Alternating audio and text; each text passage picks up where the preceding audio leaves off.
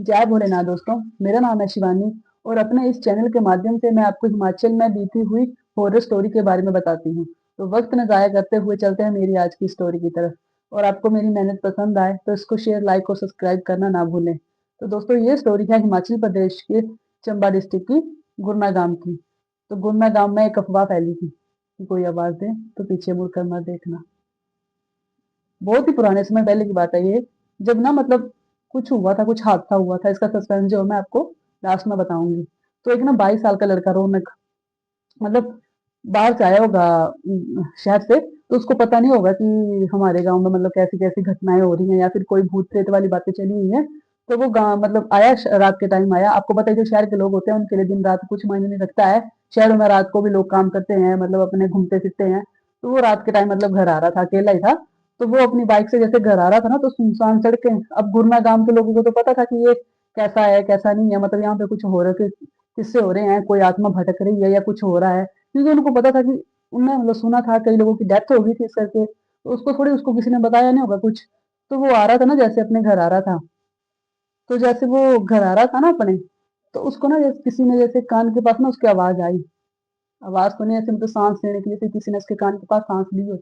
तो उसको ऐसे फील हुआ कि किसी ने मेरे कान के पास ना जैसे कोई बैठा है मेरे साथ में, और उसने मेरे कान में ऐसे आहट आहट की हो, जैसे लंबी सांस भरी हो। तो उसे लगा कि चलो हो सकता है, जैसे पास में जंगल है घना, तो हवा के कारण हो सकता है कि ये मुझे फील हुआ कि हवा मतलब मेरे हेलमेट से टकराई हो और मुझे ऐसा लगा हो कि कोई हो सकता है शायद यहाँ पे।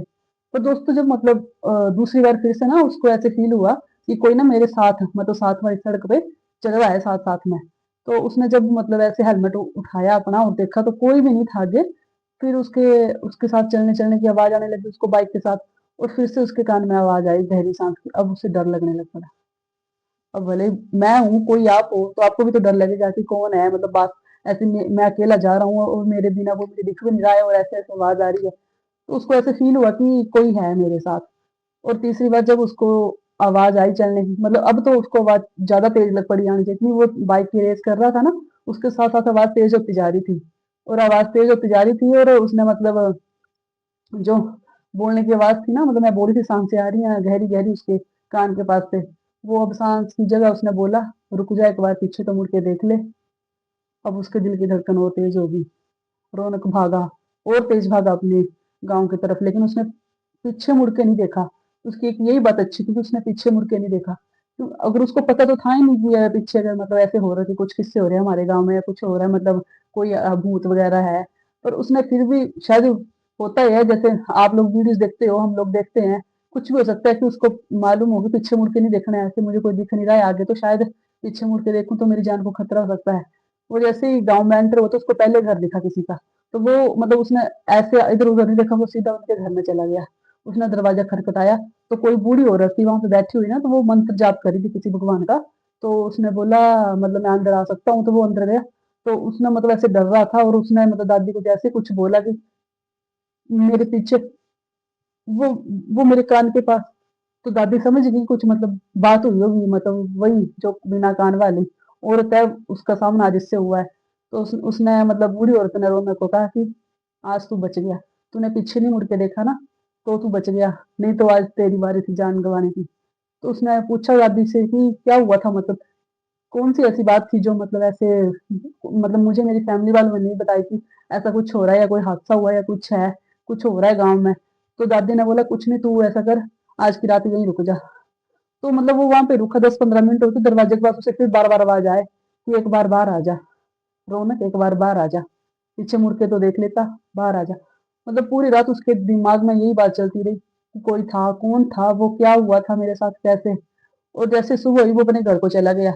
कुछ दिन तो वो घर में सही रहा अपने, कुछ दिन मतलब उसको कुछ फील नहीं हुआ ऐसा कि ऐसा हो रहा है या वैसा हो रहा है।